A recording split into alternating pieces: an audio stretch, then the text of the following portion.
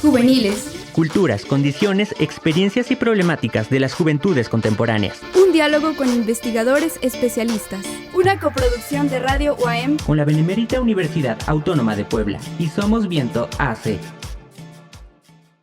Muy buenas tardes. Hoy les saludamos una vez más desde Radio UAM para emitir este programa de la tercera temporada de Juveniles, donde exploramos lo que sucede alrededor de las juventudes de nuestro país y Latinoamérica. Yo soy Isadora Escobedo y les saludo desde la cabina en todo lo alto del campus Chamilpa. Hoy vamos a hablar con el doctor José Ángel Cerón Hernández sobre un tema interesantísimo que tiene que ver con el trabajo en plataformas digitales. La pregunta que se plantea es, ¿jugar y crear puede ser trabajo? Juventudes y trabajo no clásico. Ese es el título de esta entrega de Juveniles. Y bueno, alrededor de este tema les tengo que contar que en la actualidad el trabajo entre las personas jóvenes ha tomado otros matices no tradicionales, gracias a la importancia de la cultura digital en la vida cotidiana. De manera que el trabajo digitalizado o mediado por plataformas se ha vuelto cada vez más común. José Ángel Cerón Hernández realiza su investigación en el campo de la sociología del trabajo y los estudios de juventud, desde una mirada crítica y con un posicionamiento latinoamericano. Su trabajo se centra en comprender cómo las juventudes viven y producen en el marco de la cultura digital, donde lo lúdico, lo social y lo laboral se entrelazan de maneras novedosas. En sus investigaciones ha analizado fenómenos como los videojugadores convertidos en trabajadores, el streaming de videojuegos como práctica laboral y los lives en TikTok como espacios de sociabilidad y trabajo no clásico. A través de conceptos como on-life, General Intellect o configuracionismo latinoamericano, Cerón propone nuevas formas de pensar las experiencias juveniles, reconociendo que los jóvenes no solo consumen tecnología, sino que también crean economías, comunidades y significados dentro de ella.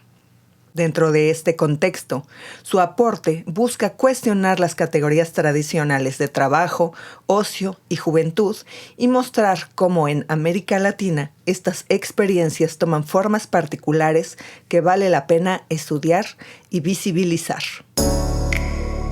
José Ángel Cerón Hernández, sociólogo del trabajo y las juventudes. Es doctor en estudios sociales por la UAM Iztapalapa. Actualmente es investigador postdoctoral en el Centro de Estudios Sociológicos del Colegio de México, integrante del Seminario de Investigación en Juventud de la UNAM y forma parte del Comité Asesor y Editorial del Instituto Mexicano de la Juventud.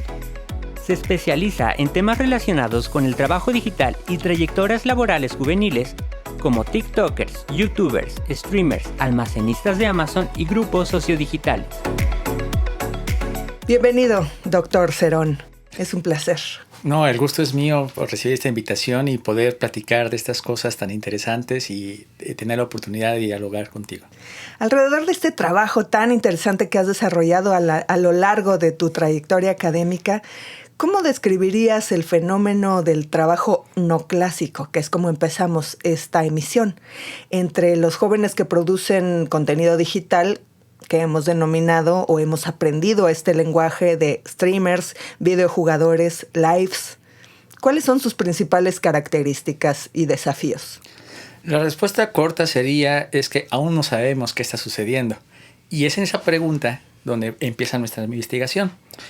Si lo quiero desarrollar, pensar en las juventudes que juegan y trabajan, o trabajan y juegan, que difuminan los límites entre lo lúdico, el ocio y el trabajo, nos plantea muchos desafíos. Yo creo que pensar maneras en que la sociología del trabajo puede acercarse al estudio de las juventudes te permite entender que hay cosas tan obvias, podrías decirse, como el hecho de jugar Minecraft, jugar Age of Empires o jugar Roblox.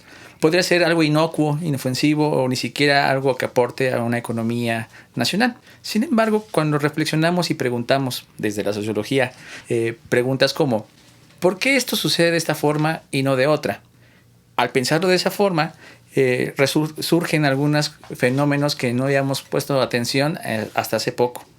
Cabe señalar que los videojuegos o la industria de entretenimiento en el ámbito digital o análogo llevan no tantas décadas. Los videojuegos quizá unos 40 años, aunque si lo pensamos, hace 40 años muchas de las personas jóvenes no estaban todavía aquí en la Tierra. Sin embargo, vemos que esto se fue consolidando hacia una industria que genera sin duda subjetividades. Esas subjetividades generan identidades y esas identidades prácticas de consumo y de actividad o de producción. Esto genera un círculo de producción. Si hay alguien que quiere verlo, hay alguien que puede producir para poder darles la satisfacción de ello. Si hay algo que puede llamar la atención, seguramente habrá una industria que genere trabajo, valor e interacciones entre ellos. Verlo en los videojuegos como un escenario de análisis me permitió, al menos a mí, y estoy seguro que varios colegas en América Latina, entender que algo que pareciera lúdico oculta algo más específico. Relaciones de control, de poder, de valorización y una nueva forma en que podemos entender, por ejemplo, nuevas expresiones de la relación capital-trabajo. Pero después no quiero hacer spoiler, así que vamos por partes. Vamos por partes, pero sí es interesante pensar en cómo se reconocen estos fenómenos desde las epistemologías. Al final, pues es este reconocimiento el que permite crear conocimiento, entender un fenómeno y a partir de ello diagnosticar, crear indicadores, pensar en cómo vamos a abordar este reconocimiento del valor del trabajo en espacios aparentemente dedicados al ocio y a la recreación. Claro. Pierre Bourdieu nos planteaba dos caminos. Uno es tomar fenómenos bastante estudiados y utilizar metodologías que parecieran innovadoras para poder entender nuevos elementos o nuevas filigranas que logren explicar el fenómeno. O por otro lado, tomar fenómenos completamente nuevos cuya explicación o descripción empírica suponen ya un aporte. En nuestro caso, estudiar fenómenos, por ejemplo, el reclutamiento narco por Roblox, entender que hay personas que ponen avatares en sus caras y se transmiten en vivo a través de una página como Twitch o Kick o YouTube Live o Reels a través de Instagram, generan satisfacciones a otras personas que los motivan a donar, ¿no? También pensamos en personas que se dedican a jugar, hago guiños, entrecomillado, no sé que la audiencia no lo ve, pero se dedican a jugar para otras personas que tienen que atender ciertas políticas de la empresa, tienen que atender las necesidades de manejar ese videojuego o operarlo, si lo podemos decir de una manera, y también atender las necesidades de la gente que te está expectando. O por otro lado, personas que se dedican a crear mapas y venderlos, crear skins y los venden. La pregunta principal que aquí surge es, ¿por qué en primer lugar alguien crearía esos contenidos? Y en segunda, y para mí más interesante aún, es ¿qué motiva a otra persona a observarla y aparte de todo eso, darle dinero, comprarlo? Y si esto está sucediendo entre pares, cara a cara, bueno, cara a cara es una forma de decirlo, pero la verdad es monitor, ¿no? O pantalla a pantalla, vemos que existe toda una industria tecnológica que respalda esto. Un apartado de software, de algoritmos, ¿no? De dispositivos tecnológicos que posibilitan estas relaciones. Entender esas preguntas me parece a mí que nos ayuda a descubrir de a poco qué es lo que está sucediendo. No es fortuito que, por ejemplo, hace un par de meses o menos, el gobierno federal reconociera a Roblox como un escenario de interés para investigación para evitar el reclutamiento de jóvenes. ¿Por qué jugar un jueguito que pareciera inocuo se vuelve un objeto de interés para un gobierno federal?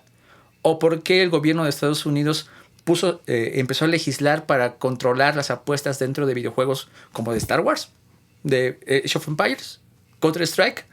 ¿Por qué de pronto empresas como Google, que forman parte del GAFA, Google, Amazon, Facebook, Apple, que son estos grandes conglomerados tecnológicos que controlan el mundo, al menos en este ámbito, generan políticas específicas para controlar lo que hacen las personas dentro de sus plataformas?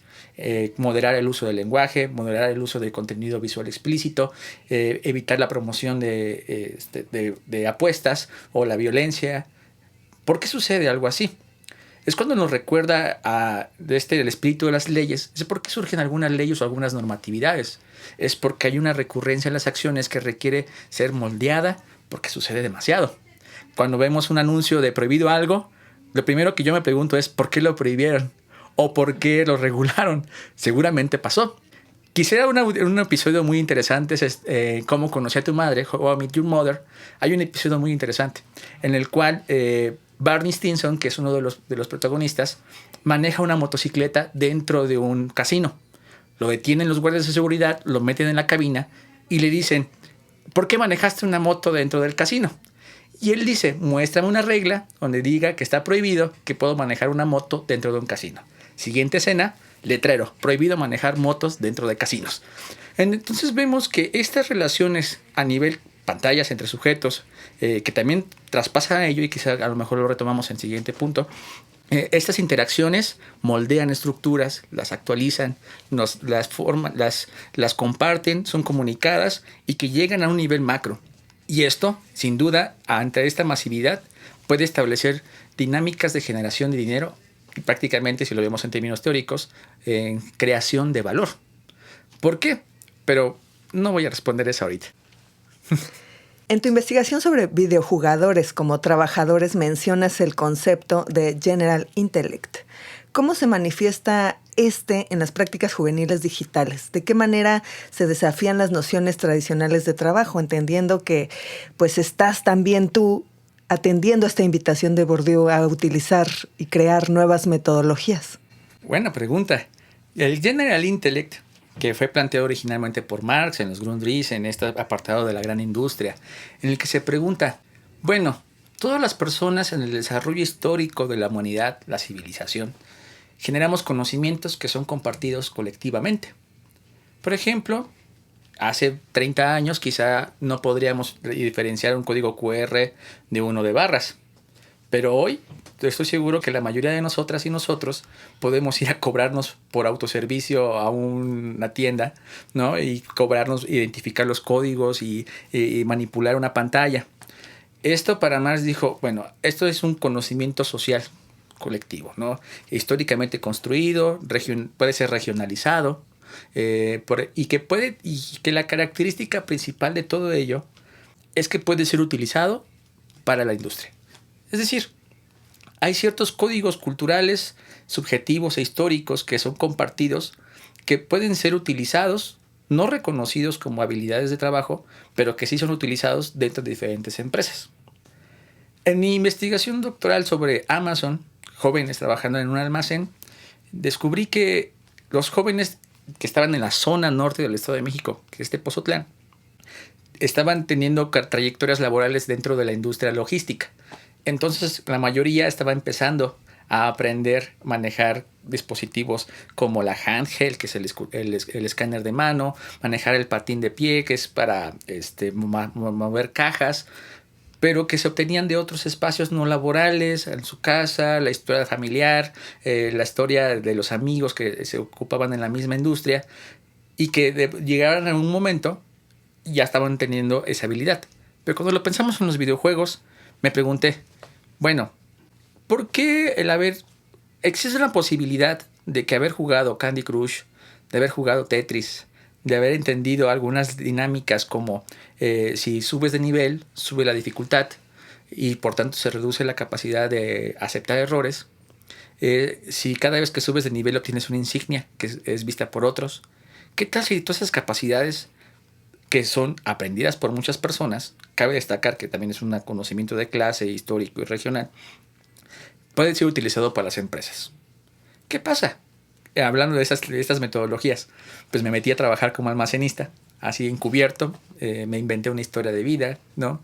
Y entonces empecé a notar que muchas de las simplificaciones o muchos entrenamientos se basaban en ello, en analogías al juego, analogías al videojuego, pero que apelaban a conocimientos complejos que eran adquiridos a través de los años y proceso de socialización. Es decir, acomoda este camión como si fuera Tetris. O si entiendes que subes de nivel, te van a pedir que proceses más paquetes, ¿no? Si subes al nivel 5, que es el más alto, te van a tolerar menos errores, te van a exigir más. Pero puedes desbloquear nuevos personajes, si lo puedo decir así. O sea, nuevas tareas dentro del almacén, se te desbloquean personajes, se te desbloquean niveles de dificultad, ¿no? Pero ninguno de ellos representó una mejora en su salario o sus condiciones de trabajo. Vemos que entonces hay un conocimiento social apropiado. ¿Cuántos de nosotros nos hemos puesto a jugar, aunque sea un ratito en el celular, en la computadora, o que tuvo un Tamagotchi, o tuvo su Tetris que compró en el Tianguis hace muchos años, ¿no? Que nos socializa en ciertas habilidades tecnológicas que no son necesariamente reconocidas. Por el otro lado, cuando lo vemos del lado del espectador, volviendo al tema de los streamers de videojuegos, vemos que las personas que ven a alguien jugar necesitan cierto general intellect. Es decir, haber conocido sobre ese juego, conocer la plataforma, saber cómo prender una computadora desde un principio, o su celular o la tablet, conocer la página, saber navegar. Si no tiene esos conocimientos básicos, no podrá comprender o hacer consumo de ese contenido. Por el otro lado, el jugador que transmite su juego necesita jugarlo, saber del juego, necesita saber de tecnología de streaming, ¿no? Y tener habilidades sociales para poder empatizar frente a una cámara. Aunque lo miren cientos, decenas o miles de personas, tiene que empatizar y tiene que tener desarrollado habilidades que no recibieron en la universidad del youtuber o la universidad del streamer. Mucho menos me imagino una especialización o un posgrado en TikTología o streamología o ser un buen jugador en esto. Por tanto, el General Intellect, a mi parecer, es una pista de investigación. No como una respuesta en sí misma, sino como una pista de investigación para entender qué cosas ocultas que, por ejemplo, vienen de la cultura y en especial de las juventudes, ¿no? ¿Por qué lo digo? Porque lo podemos pensar como estos early adopters, estos sujetos que adaptan de primera manera o de primera mano nuevas tecnologías, las apropian y después empieza a socializarse a otros grupos etarios. Me pasó, me puedo identificar, no sé, joven en resistencia. Ya no soy joven, pero me identifico como uno en resistencia. Yo no sabía ocupar ciertas tecnologías o ciertas funciones de Google Maps. Llega alguien 10 años más joven que yo y me desbloquea cosas así. Para mí me voló la tapa de los sesos, porque vemos que el General Intellect es etario, es regional, es histórico y puede ser capturable por el capital. Para mí esas son las pistas.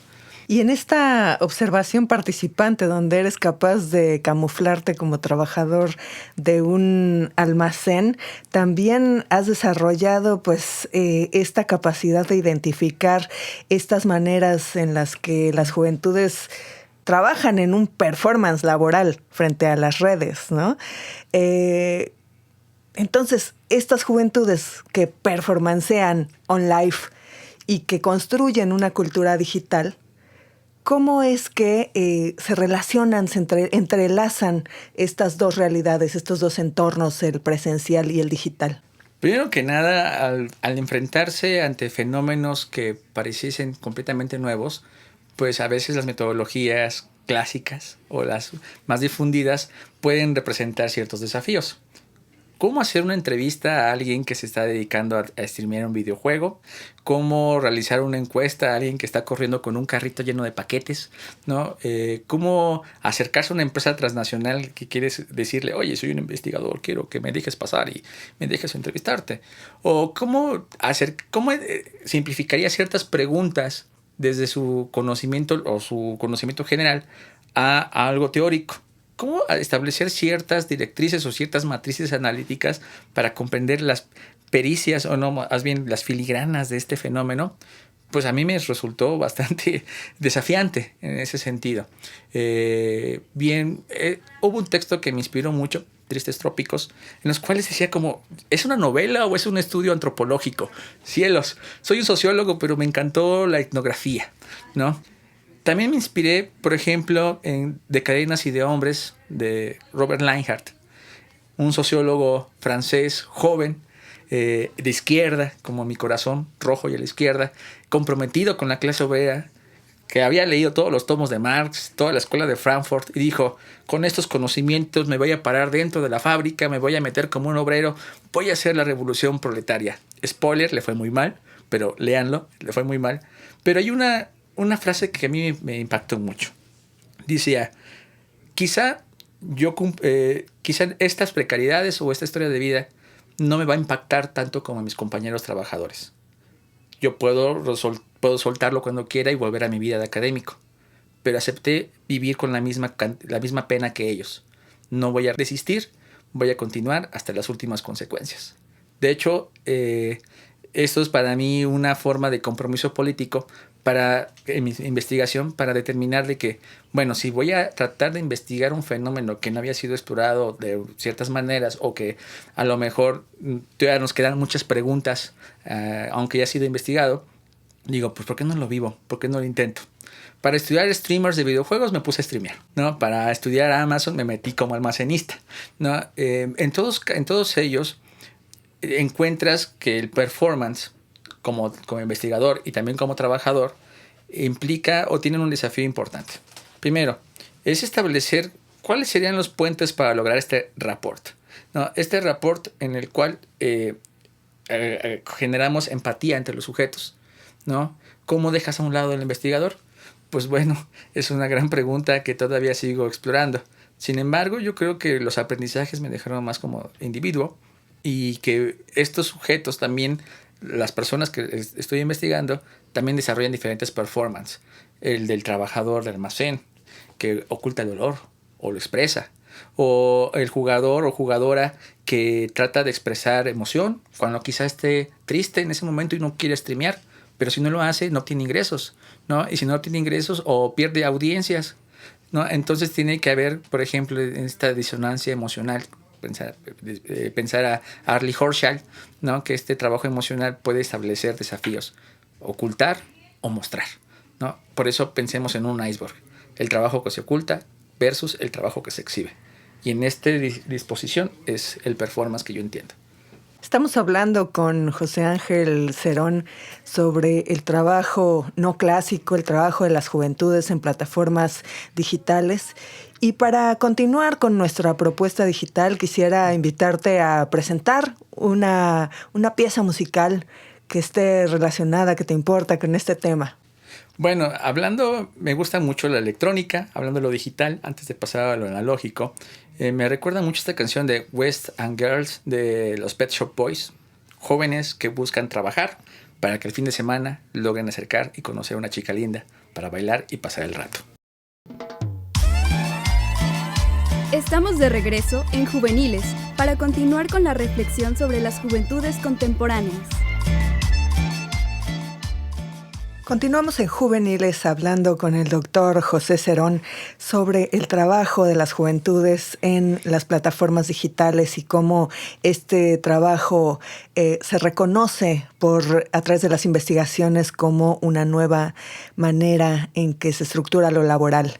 En tus investigaciones, José, hablas de cómo la noche en TikTok se convierte en un espacio de trabajo y convivencia. ¿Qué significa que la vida nocturna digital sea también un lugar donde los jóvenes trabajan y socializan? Gran pregunta. La noche la veo como una construcción social. Perdón, caí como sociólogo, ¿no? Todo es una construcción social. Bueno, hay que aclarar esto. Cuando pensamos la noche, hay que pensar la noche como lo diurno, ¿no? O lo nocturno, entre el día y la oscuridad, ¿no? El paso de las 24 horas. Sin embargo, cuando uno se hace la pregunta, ¿qué actividades sociales y culturales quedan mejor de día o quedan mejor de noche? ¿Por qué se habla de vestido de noche? ¿Por qué se habla de salir de noche? ¿Por qué mi abuelita me decía, no salgas de noche si no quieres ver apariciones? ¿Por qué la oscuridad se vuelve un objeto o una situación, ya sea para el deseo, para lo oculto, para lo atractivo quizá, ¿no? Quizá porque también lo oscuro también al mismo tiempo se asocia como algo de descanso, como algo que detiene las cosas, algo que tranquiliza, quizá, ¿no? Porque hay una dicotomía cuando pensamos en lo claro y lo oscuro. Yo no voy a detenerme en eso. El trabajo clásico de Margulis, en que plantea que la noche puede ser una noción que puede ser construida en relación con lo diurno y lo nocturno, pero que si pensamos la noche como un espacio para descanso, también podemos pensar la noche como un espacio para la diversión o para el entretenimiento. Por eso quiero citar también a otro compañero, a un colega queridísimo y admiradísimo, Julio Becerra. Él plantea algo, noctis noctem. Pensemos en la noctis, en la noche, un escenario.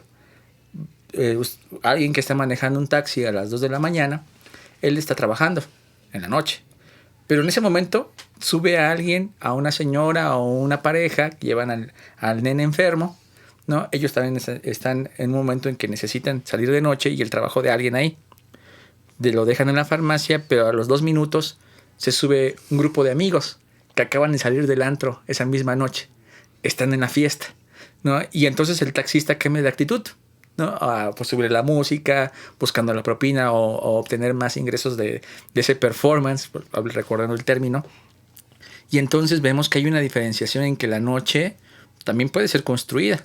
Pensemos, esto es un comentario para los estudiantes universitarios, si alguna vez han ido a unos lugares de venta de bebidas que alteran la conciencia, ojalá no conozcan o sí, notarán que las ventanas están pintadas o no hay relojes en las paredes, que se empieza a notar como una noción de nocturnidad para el ocio, para la recreación, y cuando sale es de día.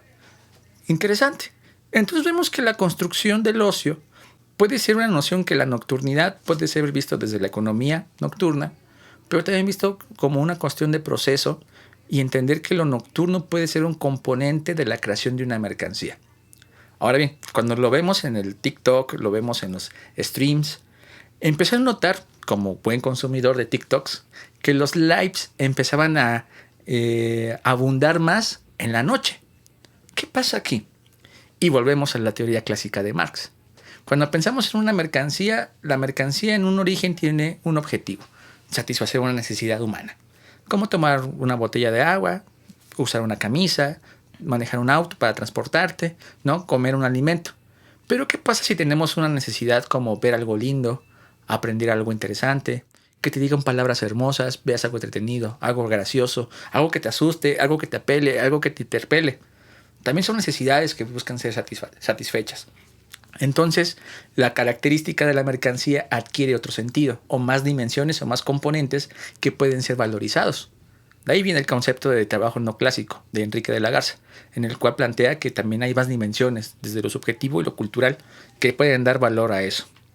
Ahora, con esas dos cosas, veo que en los streams o en los lives de TikTok había gente que te peinaba, simulaba que te peinaba, simulaba que te maquillaba.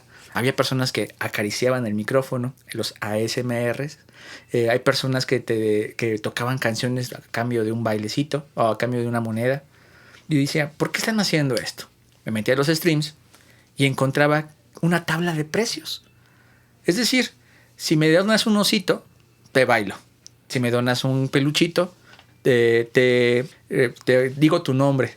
Si me regalas un avioncito, digo tu nombre, lo bailo y además lo escribo en una tarjeta. Me quedo inmóvil unos segundos para que tomes un screenshot. Entonces me lleva a preguntar, ¿la noche? Bueno, ¿y la noche dónde queda? Cuando pensamos también en la teoría clásica de Marx, soy muy marxista, vemos que el trabajador, al desempeñar su jornada, ¿no? Sus horas de descanso son para reponer sus fuerzas de trabajo, ¿no? O sea, reponer las fuerzas de trabajo para el día siguiente, pero que se basa en la satisfacción de las necesidades.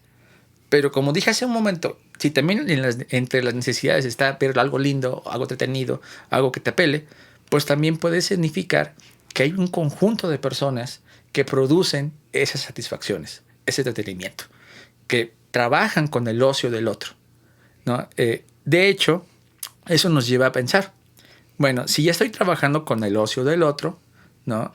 ¿Por qué de noche? Si dan cuenta, muchos jóvenes o personas adultas incluso se ponen a ver TikToks de camino a casa, después del trabajo, en la oficina o en la escuela.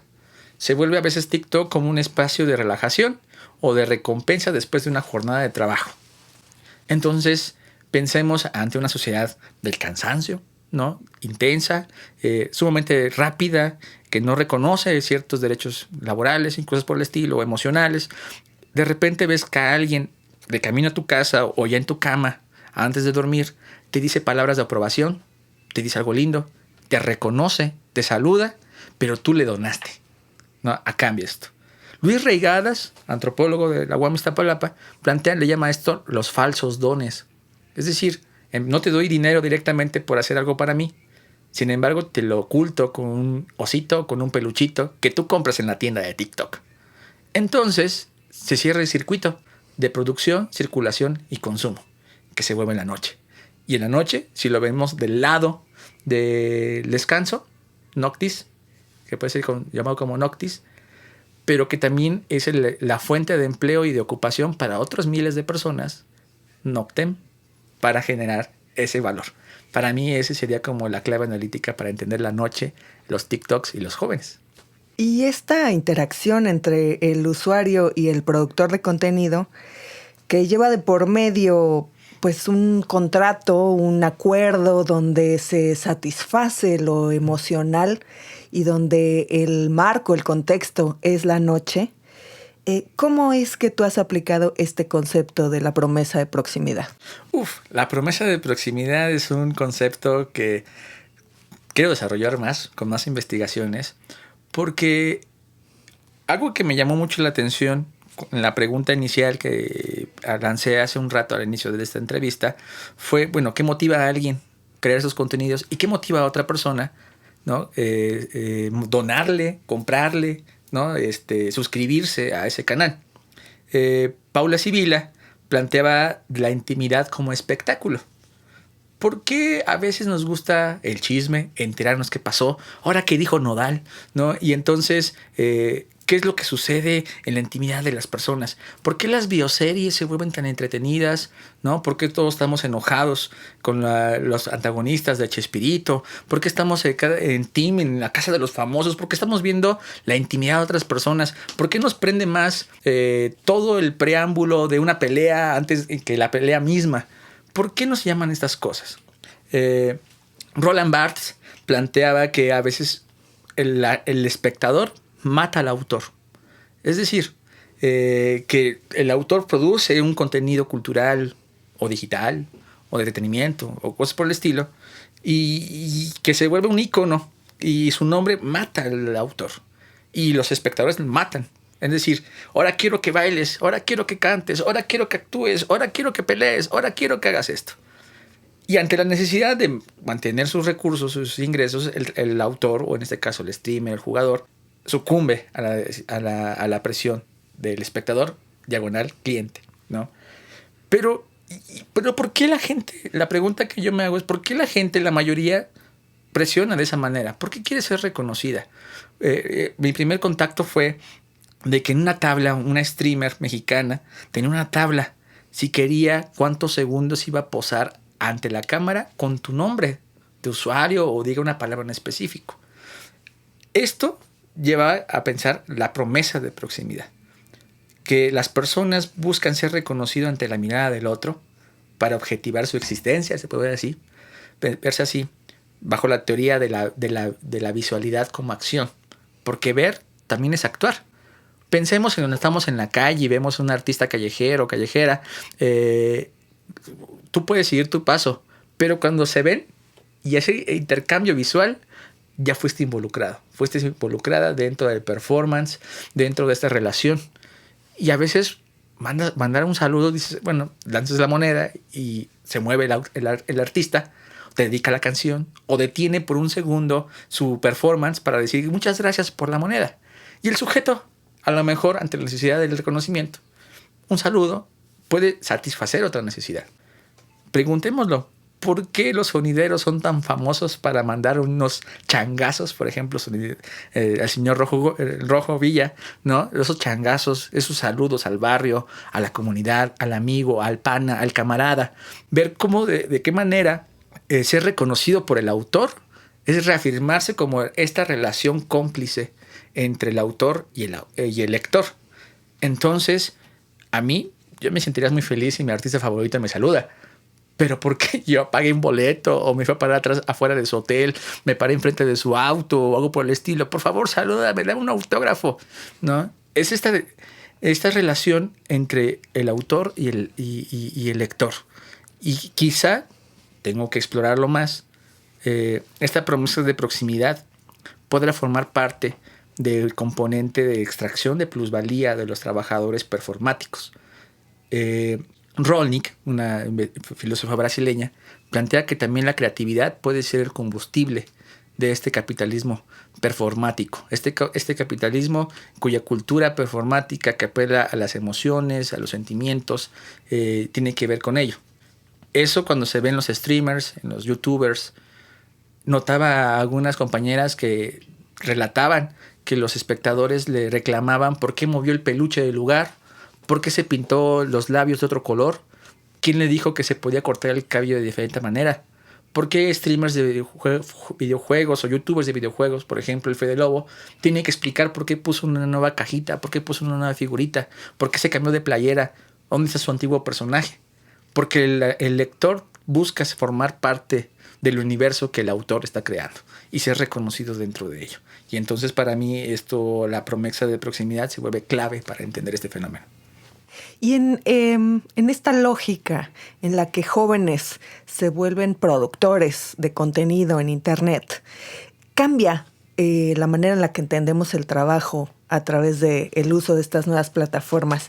Es decir, los regalos digitales que son comprados con dinero y que transforman esta actitud del productor digital que manipulan o que ponen una tabla de precios de la que nos has hablado y que controlan de alguna manera esta performatividad, transforman la manera en la que este trabajo se percibe dentro de lo laboral. De cierta manera, todas y todos somos productores de contenido, ¿no? En este momento estamos creando un podcast que se va a transmitir, ¿no? Que se escucha en muchos lados y seguramente llegando a mi casa, por favor, denle like, compártanlo, pongan un comentario, ¿no? Denle la campanita por si quieren más notificaciones de Radio UAM y el programa del día de hoy, ¿no? De cierta manera, nuestra presencia en un mundo digitalizado, algoritmizado, nos vuelve productores. De cierta manera. Por eso no es fortuito el término de prosumidor, ¿no? Que somos tanto productores como consumidores de contenido, generadores y consumidores de información. Shoshana Zuboff planteaba en este capitalismo de la vigilancia, ¿no? Este tecnocapitalismo de la vigilancia, nosotras y nosotros, al subir una fotografía a Facebook, a Instagram, cedemos derechos de nuestras imágenes. Ahora sabemos que con unas 20 o menos fotografías nuestras pueden hacer DeepMind, ¿no? Y hacer videos nuestros haciendo otras cosas medias locas, ¿no? Pueden simular nuestra voz con inteligencia artificial. Pero antes de llegar a lo más escabroso y macabro de eso, el hecho de que nosotros consumamos, demos like, compartamos, reposteemos, estamos reproduciendo ciertas dinámicas de contenido o ciertas narrativas que pueden ser. El trending no es fortuito. El trending es una construcción social que es reproducida hasta que en un momento se cansa y deja de reproducirse y muere, ¿no? Entonces vemos que esta noción de prosumisión, ¿no? Está compartida por todas y por todos. Y de cierta manera también generamos valor con eso. No por nada llenamos los captchas, decimos no somos robots, seleccionamos en la pantalla dónde están los perritos o dónde está el paso peatonal, dónde está esto. Por algo no nos cobran porque estamos trabajando para ellos, ¿no? Estamos entregando con contenido. También nosotros estamos filtrando información o filtrando contenidos. Twitch, YouTube, Facebook e Instagram tienen políticas específicas de la moderación del contenido. No violencia, no sexual explícito, nada por el estilo. Pero a veces el algoritmo no es tan específico o tan refinado para detectar todo. Pero para eso aplica el botón de denuncia, el botón de reportar, que también son las personas que están trabajando de cierta manera para moderar los contenidos. Nosotras y nosotros estamos moderando, estamos reproduciendo y estamos creando contenidos que son valorizados, utilizados por los GAFA. Se sabe que 54 millones de personas utilizan redes sociales. ¿Por qué es importante que desde América Latina también se investigue y se cuenten las experiencias de las juventudes en Internet? Para empezar, yo considero que las juventudes son la vanguardia tanto en la cultura como en el trabajo. Si bien no son la población económicamente activa con mayores condiciones, aquí otro dato importante, la precariedad laboral de ingresos y de estabilidad tiene rostro joven y femenino. Por eso es importante reconocer que las juventudes necesitan una especial atención para ello. Cuando se habla de los millones de usuarios que están ahí, vemos que cada vez, ante este contexto de precariedad o incertidumbre en el mercado de trabajo, muchos jóvenes no es que estén dejando atrás profesiones clásicas o profesiones históricamente o socialmente difundidas. No es que no quieran formar parte del sistema productivo, es que no hay oportunidades, ¿no? Y entonces son las redes sociodigitales, ante el ejemplo de muchas personas que son creadores de contenido que quizá hayan tenido éxito, se vuelven como un faro que guía, como una brújula en ese deseo. En las últimas encuestas de aspiración ocupacional, por ejemplo en España, sería bueno saber cómo estaría en México, pero no hay un módulo. En el top 10 empieza a colarse que el sueño de los jóvenes para ocuparse es ser streamer, influencer o youtuber. Pero vemos que son muy pocos los que llegan a tener éxito, ¿no? Los jóvenes cada vez se vuelven con mayor ímpetu para crear contenido a ver si algún día logran sobrevivir de ello. Pero eso también genera un fenómeno muy interesante, que es la creación o la construcción de identidades. Puedes tener una persona joven que trabaja 12 horas en una oficina, pero al streamear 2 horas en su casa en la madrugada, le da el carácter de streamer, ¿no? Aunque su realidad económica estructural o la supervivencia está de otro lado, lo que le da sentido a sus acciones está por el otro. Entonces, hablar de esos 53 millones de usuarios es la cifra para México. Cuando se piensa en América Latina, se dispara. Hablamos de que en México, de esta cantidad de usuarios, en promedio se mira 2 horas de TikTok. En promedio. Hay gente que mira más, hay gente que mira menos. Pero pensamos que se vuelve un escenario de atención en los cuales la gente ya empieza a reconocer. Hace 10 años quizá podría resultar problemático decir se genera dinero en esto, esto es una ocupación, este es un trabajo. Hoy en día es más fácil entenderlo o es más difundido la noción de que la ocupación de streamear, de jugar, de entretener, de bailar, de influenciar, puede ser una salida laboral. Pero realmente, ¿cuántos de ellos o ellas lo logran? Realmente diría que más bien su experiencia sirve para alimentar la aspiración a ello. Yo ahí soy un poco pesimista. ¿Qué te motivó a investigar sobre juventudes digitales y cómo descubriste que lo que parecía solo diversión también es trabajo? Bueno, para empezar, la primera parte de mi respuesta proviene desde la propia sociología. Para mí, hacer sociología implica preguntarse o desnaturalizar los fenómenos. A mí desde pequeño me molestaba que la explicación final de mi familia o los adultos, también por eso soy juvenólogo, hazme caso, porque así son las cosas y ya. No hay otra. Yo, ¿pero por qué? ¿Por qué son así y no de otras? No, es que así son y ya. Eso me motiva a preguntar por qué son así y no de otra manera. Entonces vemos que ese fue el primer camino. El segundo, yo quería investigar por qué, siendo honesto, yo pensaba que me iba a dedicar a la sociología rural, ¿no? Pero después empecé a notar que no, me gustaba mucho el trabajo. O sea, mi sentido de estudiar sociología era para algún día ocuparme, para algún día generar ingresos, para algún día formar parte de un sistema productivo, formar parte de una sociedad de trabajo en la cual yo me estaba formando como un recurso humano, en el cual el Estado mexicano estaba invirtiendo a mí a través de los impuestos de millones de mexicanas y mexicanos, que serviría que algún día, después de 40 años o 30 años, si es que lo lograba llegar, me iba a jubilar porque después de una vida... Bueno, ese trayecto me dijo, bueno, si bien no es la dimensión más importante, hay muchas, el trabajo es una de las principales articuladoras del mundo social. Y al pensar en eso, yo me preguntaba, bueno, ¿de qué voy a hacer mi tesis? Me lo preguntaba todo el tiempo mientras jugaba, mientras veía tele, mientras veía películas, mientras veía series, mientras veía streamers, youtubers. Y dije, oye, yo formo parte de este fenómeno. ¿Por qué no lo estudio? ¿Qué pasaría? Y si me pregunto, ¿esto es un trabajo? Y de ahí empezó toda la historia que aquí tenemos platicando hoy. Pues todas y todos Todos somos parte de este mundo donde las redes sociales y la creación de contenido es parte de nuestra vida cotidiana.